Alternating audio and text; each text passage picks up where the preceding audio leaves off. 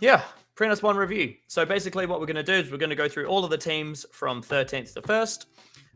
We're going to, have a little discussion about, how the team looked like they played strategically. Obviously, we're going to get some things wrong because we're not on all of these teams, but we'll do our best.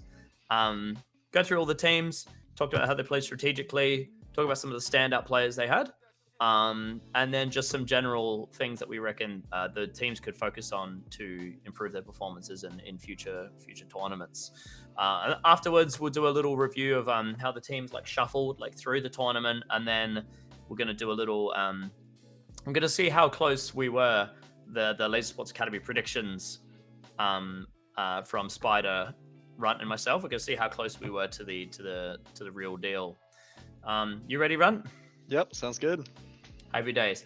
Now, fair warning, there was 2 teams that didn't get a picture done for whatever reason. So I've had to improvise and do my best. But one of those teams, 13th place, we have Not a Duck Deployment. So their final placing was 13th, and they were predicted 13th. So the Laser Sports Academy got this one right. On the team, as you can see, we have Disney, BMW, Noobs316, Skull1, and VB Longneck. I have to say, VB Longneck is probably my favorite alias I've ever heard. It's fantastic. So yeah, VB Longneck was Watto, right? Yeah, I think he changed his. There was 2 alias changes from the Prenups 1 Rego to when they actually competed. So yeah, how many times did you verse these guys, Run? I'm guessing once. Unfortunately, I think that might be the way for a lot of these lower tier teams. I didn't get a chance to see a few of them. I tried to watch as many games as I could, but I was also doing other stuff. So I really wish I could have seen more. I saw 1 or 2 games reffing, so hopefully I have some insight, but it's not as much as I would have liked, unfortunately. I'll take this one away initially because I think I versed these guys twice. So I guess just quickly we'll have a look at their stats from the solo ladder. Also, these are sorted by GRC. So top of the team GRC wise, we had Disney with a GRC of 1.31. As we can see, he had the highest destroys average on the team, and the best tag ratio on the team as well. So, you might think, I think Disney might have been the opening batsman type of role, so not captaining the game, because I'm pretty sure the BMW was doing that, but he was very much pushing the pace and at the forefront of this team. And getting the big scores and getting the bases and stuff. I want to do a quick shout out to the BMW. I feel like I was getting pretty decent under these bases, right? I was last line the entire tournament pretty much. I probably spent 90% of my time in the bases last lining. The BMW shot me out more often than literally anyone else. Yeah. Was he getting your phaser, or was he just making mad lunges at you? It was, I don't know. I just don't know. I was just it was on a door and I would die. And I was, I think maybe there was a few times he got my back. A couple times he got my phaser. There was definitely a couple late comms from BB. At least a couple with that. But no, it was yeah, I was just yeah, cool. He's still, BMW was putting stressing me out when I was last line in the 2 games that we versed them. Disney was captaining. Okay. Disney was captaining, really? Yeah, I thought BMW was, because in both the games I played them, the BMW was the first one out, and he wasn't with Disney both of those times. So, but that's my mistake. Thanks for correcting us on that. Either way, that's probably the stats that you'd probably expect from a captain playing in the lower end, right? Because they're gonna always be in the field points, and they're out the longest, so it kind of makes sense that they're gonna have the highest base average, right? So were we kind of seeing a Disney BMW opening attack kind of thing, or was Disney just bringing sort of a different person each game? The 2 games I versed them, it was BMW first both times. Okay. So... yeah, so they kind of found a groove with Disney BMW. Mm-hmm. And do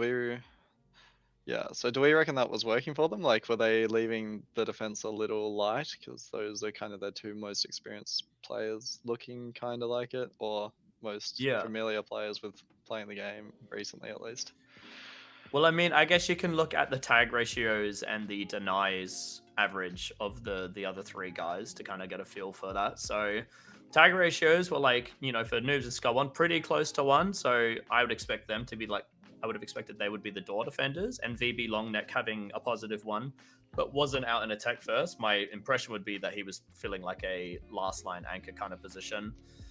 A 1.06 average tag ratio is like not bad. Like obviously you always want to aim for like at least one. That's the number.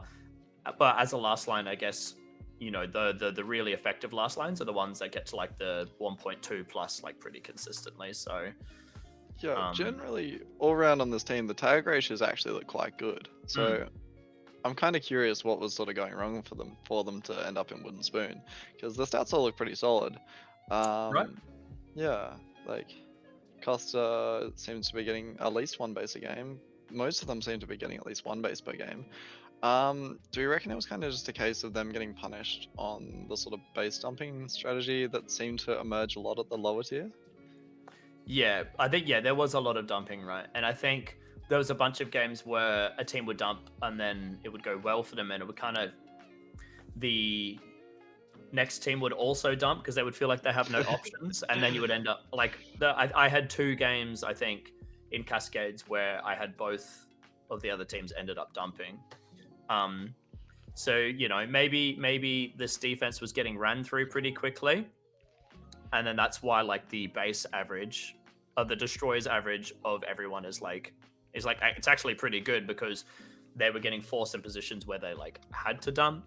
But I don't think this team was one of the ones like wanting to dump off the bat, if that makes sense. Yeah, I'm guessing just looking at the roster, it seems like it would have been more of kind of a defensive issue, because I don't really see anyone on that team that really looks like very much like an experienced anchor or anything. I know Disney can do it, but he was obviously leading attack, so Yeah. I'm kind of guessing they got a bit pumped on the defense. Yeah, but yeah, like you said, even saying that they the fact that they all almost have like a positive tag ratio is still pretty cool. Yeah, so for me, like my standout player from this team was definitely the BMW because he was just ruining my life. I did see Disney a couple times in the arena, and he was definitely like the one like on the team when I came up against him. I was like, okay, like this guy feels like looks like he's pretty comfy here. He was moving quick around the arena, like taking like duels like at an aggressive way, not bad aggressive, but like Yeah, I'm like in this duel kind of aggressive. yeah, like he's definitely a solid player, especially pack on pack, and he can crack bases and all that stuff. So it's really interesting seeing him captain. Man, because yeah, normally like he doesn't go with what the team says, so it's very interesting that they went screw it, just be captain, I guess. And it was his first comp captaining, so it does make sense the result kind of, but yeah, I'm very curious if anyone has any insight to what just didn't click on this team, which parts were the issue essentially. Yeah, because the stats don't look bad like by any means at all. Yeah. I am guessing it's kind of that dumping thing, especially in finals. I think we saw a lot of dumping and a lot of teams just got left out of it. Yeah. Potentially not proactive enough with the calls. So when a team dumps on them, they're not proactive enough, pulling all the players back. Just sort of players scattered a bit. That often happens with experienced captains. Or if you need a like base swap or dump and dump or something, it's just probably not happening fast enough would be my guess here. For me, honestly, one of the standouts was kind of Skull. I don't know if you guys saw, but like a whole bunch of times he was just pulling 13Ks and like 11Ks and stuff. Like, Really? yeah, it's just the most random thing. From what I versed him in a game, and I just noticed he was just sitting behind everyone with both bases, just sniping absolutely everyone in the back, completely uncontested. So I think his knowledge of having played the arena really helped him in just any time he was done with his bases or anything, he'd just stand behind everyone and just shoot them all in the back. And he'd get a really good score doing it. I'm guessing that was only a minority of games when he got his bases first. Yeah. The rest of the time he had a pretty rough time by the looks, but yeah, those games where he did actually get to farm, he was crushing it. Yeah. Well done, Skull One, champion. Do you have any? Obviously, like this team's probably not going to stick together because it's like a bit of a mixed team, right? So it's kind of hard. Like, what advice would you give a team that's been placed in that wooden spoon area, particularly knowing that there's been a lot of dumps that might have like pushed them to 13th? I'm thinking their defense got especially punished, and I think players might have just been running off to try to get dump bases before they needed to. That's something I saw a lot in the lower tier, is a team would get dumped on, and instead of their priority being defense, they just go, oh, there's a dump base, let's go get it. And it's like, if your priority is not solely defense when someone dumps on you, you are not keeping a dump out. And then you end up with teams fighting over the dump base, and I'm sure it's something we'll touch on more and more as we keep on going up the positions. But I really think dumps were occurring, and the teams just weren't combating it effectively and pulling the defense together. And I'm guessing this team, it looked like a defensive issue, especially because I think a lot of them still hadn't grasped the phases being able to be shot, so they weren't really paneling as effectively as they could have been. Because I think, especially the lower tier players didn't really grasp the concept of it's not Helios Pro anymore. Get your phaser behind a wall when you're not shooting, that sort of stuff. No, it is a game changing thing, like those barrel sensors. And then we were kind of saying before, like the people that adjust to that phaser discipline and stuff are going to be the ones that like really shine come nationals time for sure. There were a lot of dumps, and there were a lot of times where like even my team, we suffered like a pretty, like our worst loss was just like a team dump to us, and we dealt with it really, really poorly. So if dumps are going to be a thing that people like to do in this arena, then the advice I would have is either A, get good at dumping yourself, or B, if you're wanting to push into the higher tiers of play, I would say get good at countering dumps, which obviously is not something that's really in your control. If the teams if you even have teams to train against, but even if you do, if they don't dump, then you don't get an opportunity to train it. So maybe there's a world where you have a conversation like within your site, like, hey, teams were dumping all the time. Let's tonight like take turns, like each team dumping, so that everyone can get opportunities to practice like how we counter and deal with dumps. I think it's kind of also just about right before the game you go, okay, this is our plan, but also here's our plan if a team dumps on us. And if a team dumps on us, as soon as we hear it, you're going here, you're going here, you're going here, you're going here. And then you get 5 people knowing exactly where they should be, so you can counter the dump effectively and actually try to lock them out. And I think that's what a lot of these lower tier teams were missing, was that structure ready to go in the instance of a dump.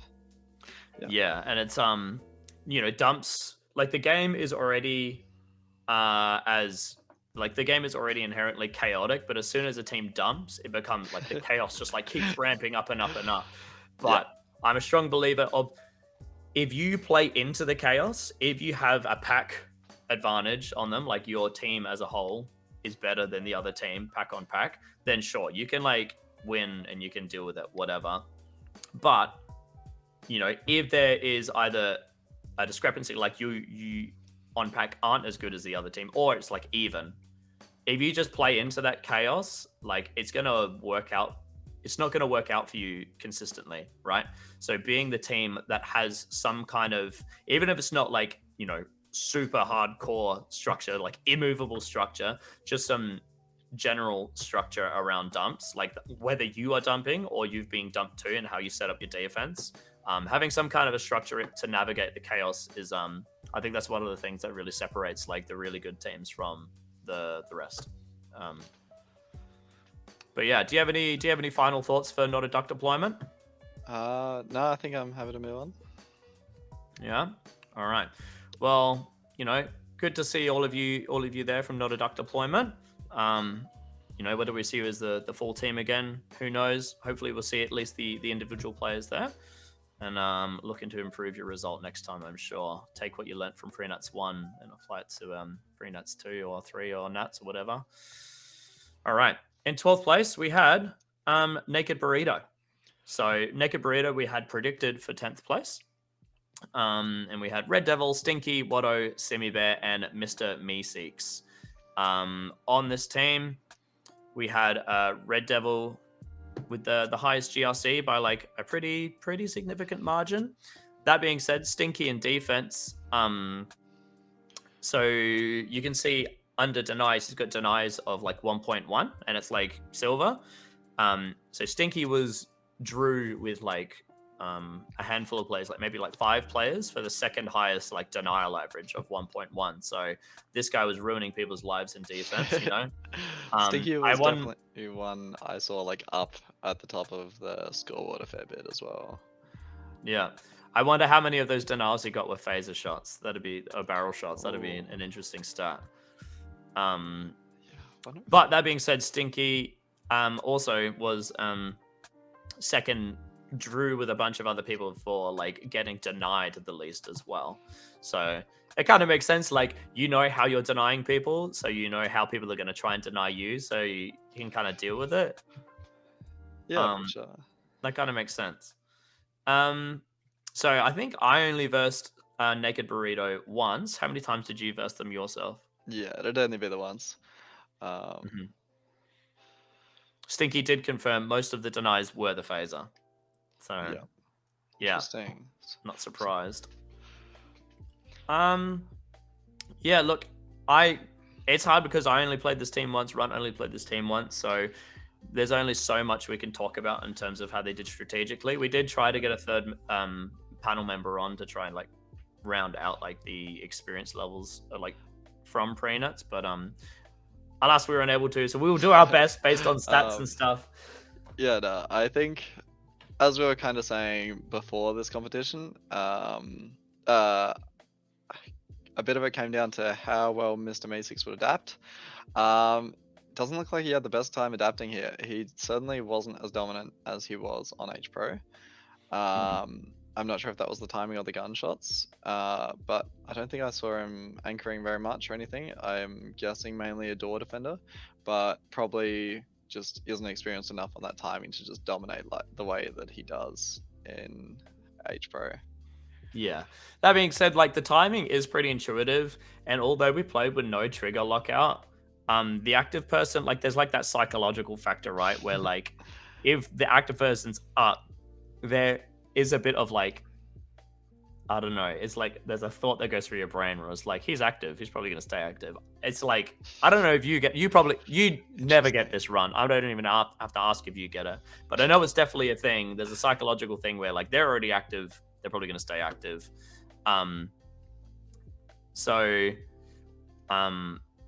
You know, he might have struggled a little bit with that, but I think I would expect. Do you know if Mr. Meeseeks is going to be at prenuts 2 and 3? Because he was obviously doing a lot of stat stuff behind the scenes. I'm pretty sure about 3. I think it's about 50-50 for 2.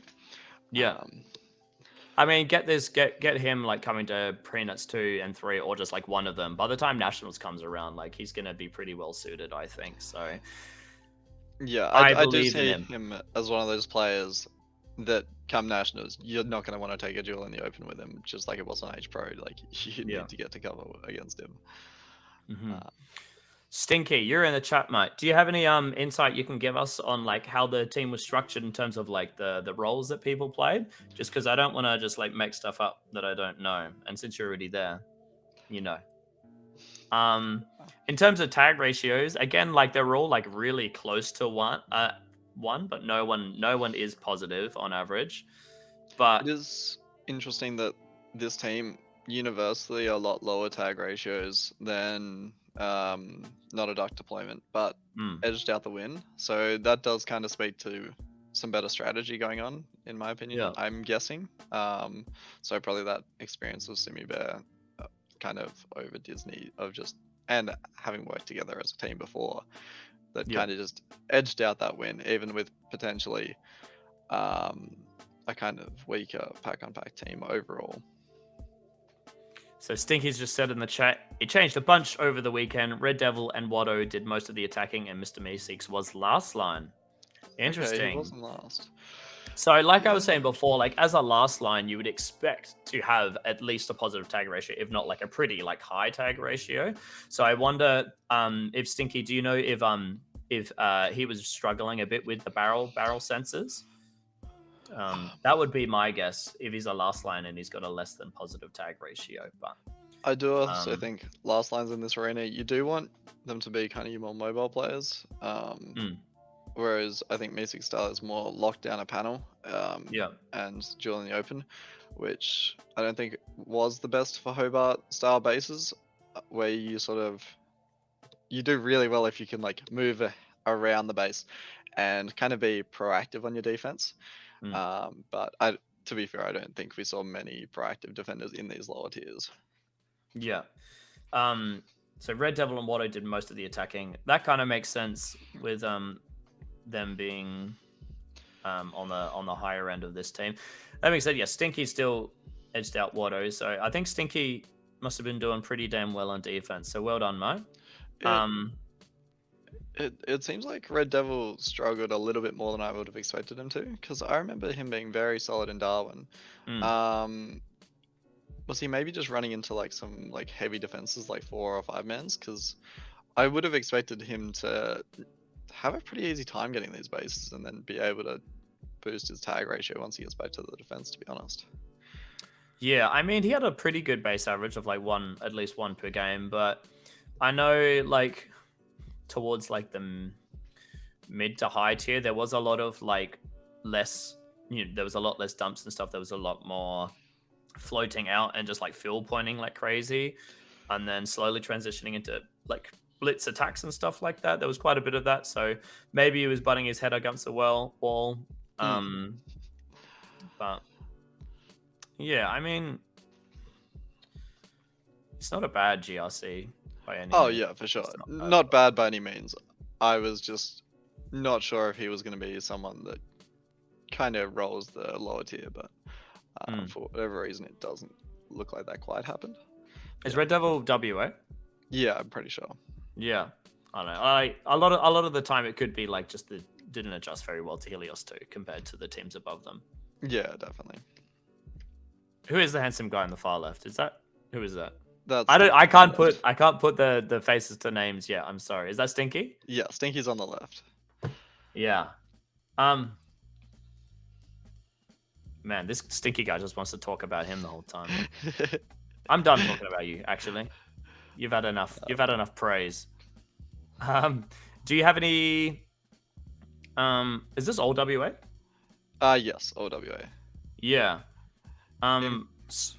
So I think I'm pretty sure that Simi and Mr. Meeseeks are going to be playing on Orcas for Nationals. Okay, so I wouldn't be surprised if we don't see a repeat of this team. Like maybe the Orcas like make an appearance at a pre-nuts or something. But irregardless of that, do you have anything in particular in terms of things that these guys could be looking to improve by the time the next tournament comes around? Maybe not even like as a team, but like as individuals, maybe.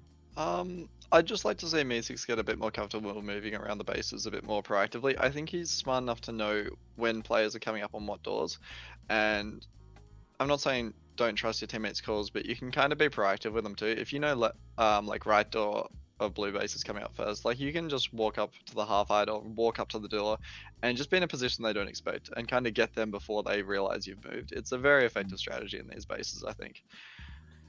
And it means when you're playing on these more development teams where comms might not be the best, you can kind of still just do very well on your own right as an anchor.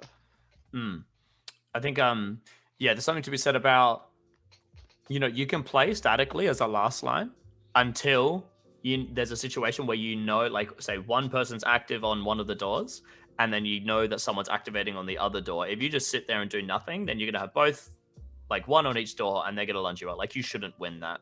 Yeah. So you're in this space, you're probably better off if that situation's coming up, just try and make a play and clear up one of those doors in a way that they don't expect, so that now you're in a position where even if you end up like not in like your favorite last line spot, you're in a position where you only have to watch one way and you're not going to have people lunging in from both ways. So that was definitely something I was trying to do as a last line. If there was times where people were activating on both sides, is like, okay, I need to deal with at least one of these people or we will lose the base.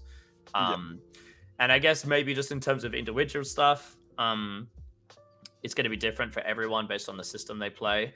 Maybe if they play on Helios Pro at home, you know, everyone plays Helios Pro with it upside down. Maybe flip it the other way around to just like get used to being shot on the phaser, and then like trying to adjust like the play style, like when you're in last line or you're taking a base or whatever it is, and only shooting like when you absolutely have to, but also trying to shoot at the off times.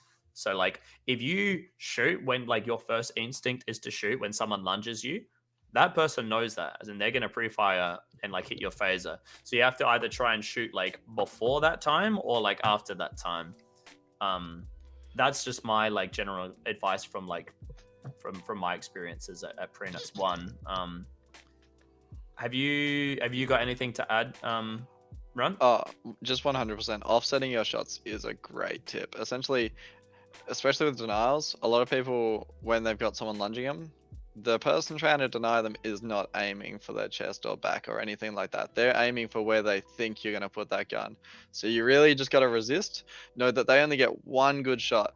And if you just don't give them that gun on that first shot and hit them while they're transitioning to their second shot in that off period, it's the best way to not get denied, in my opinion, is to punish them after they put that first pre-fire shot of where they think you're going.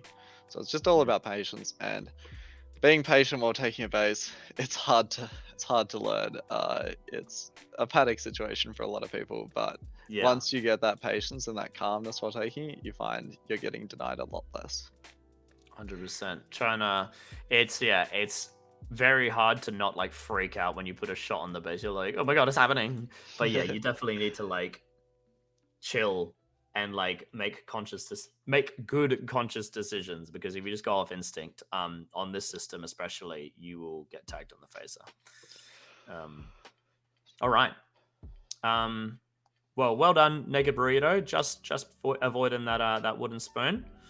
Hope to see you all in the future tournaments, and see how you improve on like just in the Hobart Arena and on Helios too. In 11th place, we had drumroll, but I mean, why are we drumroll? We all, anyone that watched knows that plays things. We had Hobart Hellspawn. So they finished in 11th, but they were predicted for 12th. So they've actually climbed a spot from our predictions. Very good stuff. That is something we said during the prediction stream. We were like, this is, at the end of the day, like it's lots of newer players, lots of, potentially weaker players, but it's still a full team of home site players that have been playing on Helios 2. We were, that was always going to be a big determining factor for like whether they could climb a spot or two. And, my guess is that's what's happened. But do you want to take these guys away since they're your people? I can try my best, but I think it was a very clear bottom 4 tier, like we were predicting. These guys shifted around quite a fair bit, including the team above them. But these guys, I think if you look at their stats, pretty high. They're especially like their two standout players, like Nelly and Sped, both did very well pack on pack, and including getting their bases, lots of bases from this team. Higher average score than than some of the teams below them. It doesn't look, unfortunately, it looks like their lower players kind of struggled a bit. Dominator was captaining, so that's kind of understandable. He struggled a bit. Captain Morgan didn't have, he had a pretty good tag ratio, so that's more of a defending thing. Your score ratio is not going to be that high. Harley had a rough comp by the looks. But these guys, I think they were playing really, really well up until the last day. It was kind of what we predicted would happen, but we really didn't want to happen, which was they were crushing it. They were I think in like 6th place after round robin or something. But then come finals, Dom did an absolutely amazing job as captain, I think, especially considering first comp is only like 15. He did on that picture, which one is Dominator? Dom is top right at the back there. Okay, cool. Yeah. So I think he did an amazing job, but it was kind of that once you get to the finals, the pressure really kicks in, and I think it kicked. Because watching the last few games they had, it wasn't their best games, unfortunately. They're a bit less structured than they normally are.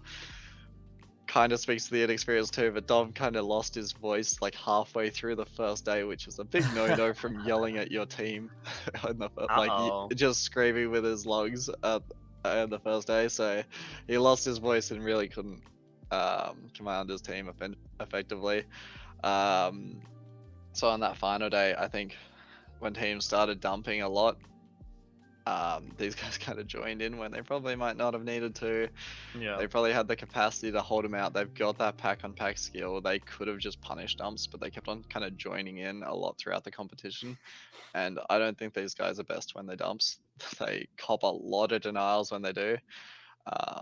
They probably... It's kind of like they're a lot of very inexperienced players, so a lot of the time when they're taking bases, the comms aren't the greatest, and the response to comms aren't the greatest.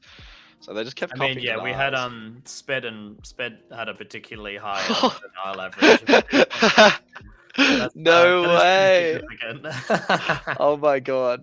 So yes, for anyone unaware, that 2.1 in the denied column means every game he's averaging 2 shots worth of denials against him. So he's literally flushing at least 1,000 points each game down the toilet. Well, you know, you miss every shot you don't take, so they say, and his destroy average isn't bad, 1.1. So Yeah. who are we to judge? Oh, definitely me. He's getting bullied about that hard. Nah. So yeah, I think their comms and base takes weren't it. So they thrived when the games were a bit more locked down, bit pack pointy, bit more kind of 5-man defensiveness. So I think they actually thrived in games a bit higher than where they were.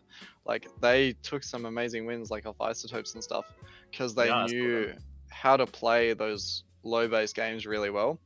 But in the games where people dump and it's all chaos, often inexperienced captains can just kind of struggle in that sort of level of chaos.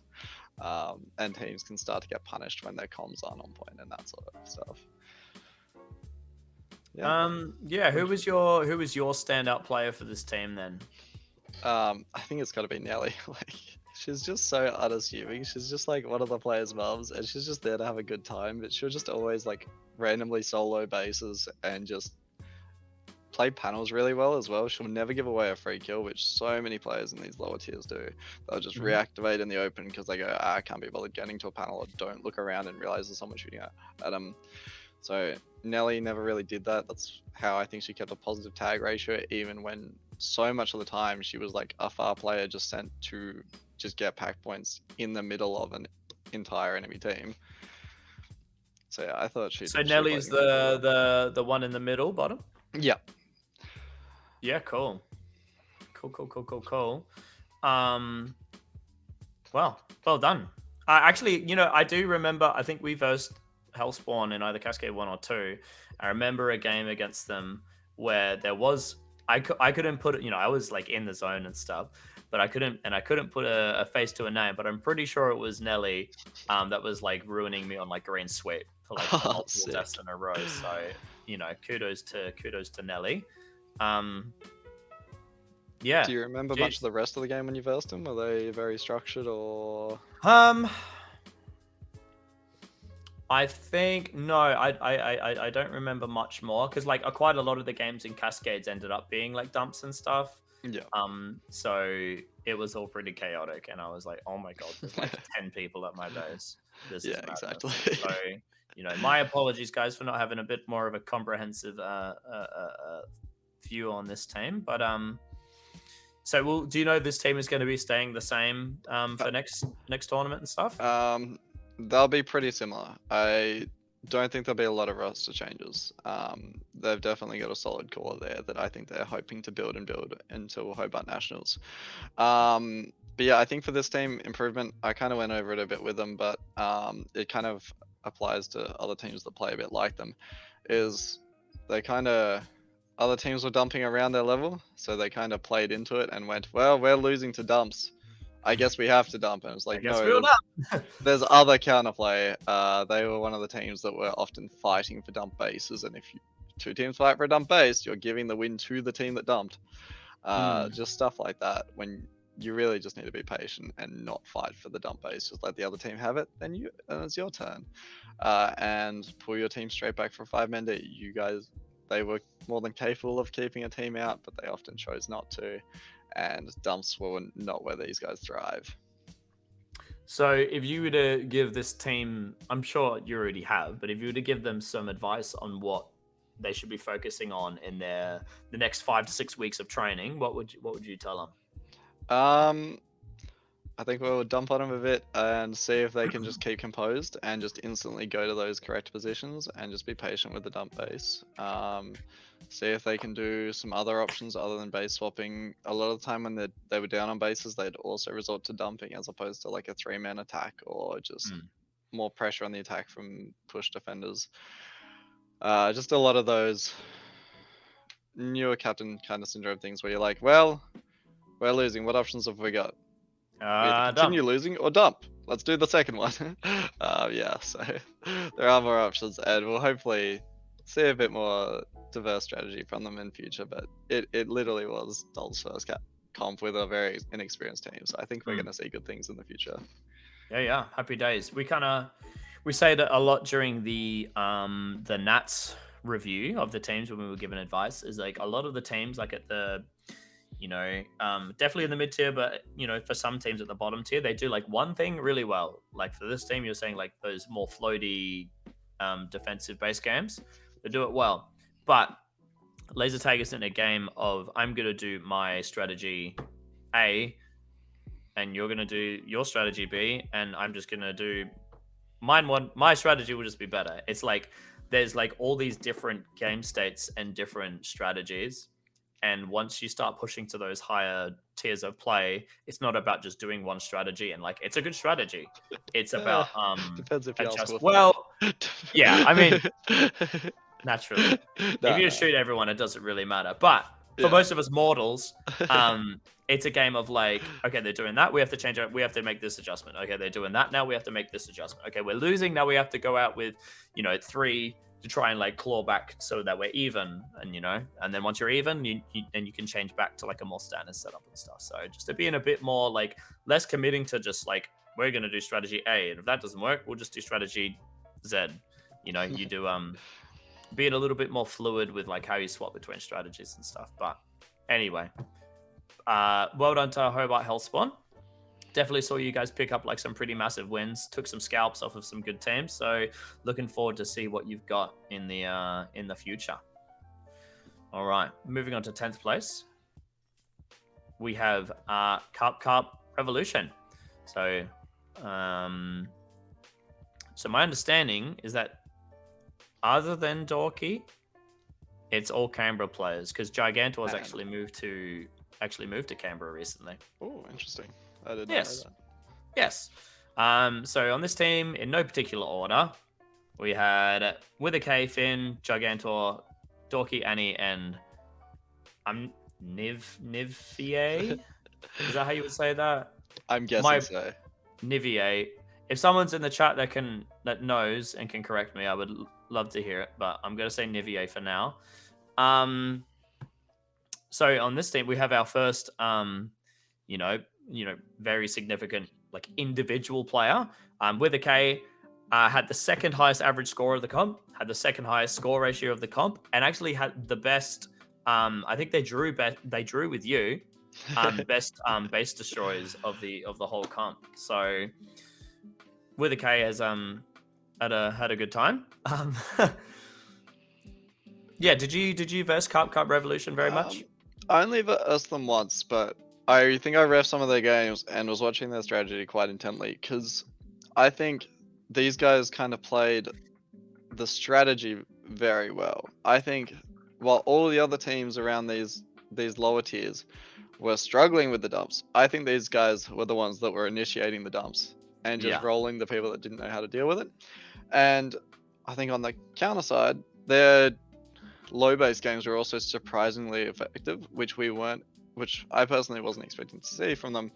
But I think that's because I kind of underestimated the soloing base potential of With a K and Finn. So their structure to me a lot of the time looked like either they'd dump and just get a bunch of bases and teams wouldn't react properly, and they knew where to go to set up a dump, and they were very effective with just dumping and then dumping again and just winning through the chaos, causing the chaos, and being the team that has practiced it every game.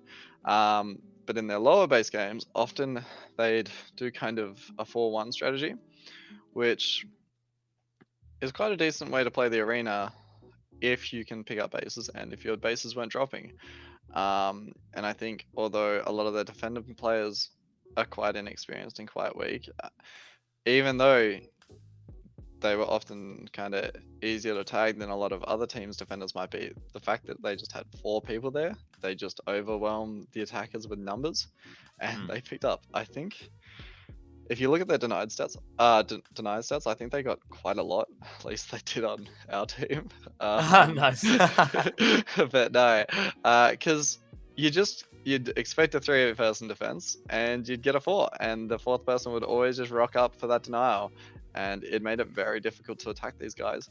Meanwhile, you just had Wither K and Finn capable of taking bases off these lower tier teams alone. Which, if they can do that, it frees up your defense to be a 4-man, allowing very effective strategy against the lower tier teams that are dropping those bases to those 1 people. Yeah, I definitely remember our Carp Cup Revolution game because we were red, and yeah, Wither K was there at our base for like ages, just causing trouble, and he did end up, like, I think this was against you guys as well. CV was there as well, so we had 2 people kind of like, like trying to solo the base, and then there was us 3 defenders, and Wither K ended up getting the base first. Oh my god, did it last CV in the process? I think he got like 9 denials on him that game. I think he might have. I think when he got the base, I had like swapped out to go get bases and stuff, but that might have been what happened. Nah, I think they played it very well, to be honest. I think this result of 10th is very good for the fact that they had 2 players that don't train with them and a generally very new and inexperienced team. I think they took a lot of wins that people weren't expecting, and they kind of just dominated those bottom 3 teams from what I saw. Like, they were clearly the best of those bottom 4 teams. Yeah, they did super well. I think I think actually I versed them twice, and the second time was we were green, I believe they were red, and then Not a Doc Deployment were blue, and they dumped. They got all of their Not a Doc Deployment bases, then they came to us, and they actually managed to they got 4 bases, so they got on us, so they ended with 9 bases. Not a Doc Deployment was only able to get 1, if any, of our base. So yeah, they definitely, in those situations where it was chaotic and there was teams dumping, they were, although like against like the higher tier teams, they weren't taking those scalps off of them. They were definitely like getting pretty damn convincing seconds over like the 3rd team so yeah. Yeah, and I think if you kind of look at the stats of the team, you see that their result is kind of in spite of how sort of much some of their defensive players were struggling a bit.